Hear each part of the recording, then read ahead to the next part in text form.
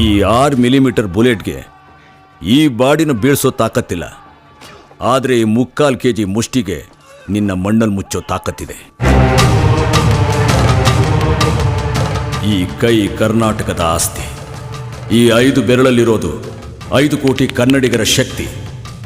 ಮುಷ್ಟಿ ಮಾಡಿ ಹೊಡೆದ್ರೆ ಆ ವ್ಯಕ್ತಿ ಮತ್ತೆ ಎದ್ದು ಬಂದಿದ್ದು ಚರಿತ್ರೆಲೇ ಇಲ್ಲ. ಆದರೆ ನಾನಿನ್ನ ಅಷ್ಟು ಸುಲಭವಾಗಿ ಸಾಯಿಸೋದಿಲ್ಲ. ನೀನು ಮಾಡಿರೋ ಎಲ್ಲ ತಪ್ಪಿಗೂ ಒಟ್ಟಿಗೆ ಶಿಕ್ಷೆ ಕೊಡೋದು ಕಾನೂನು.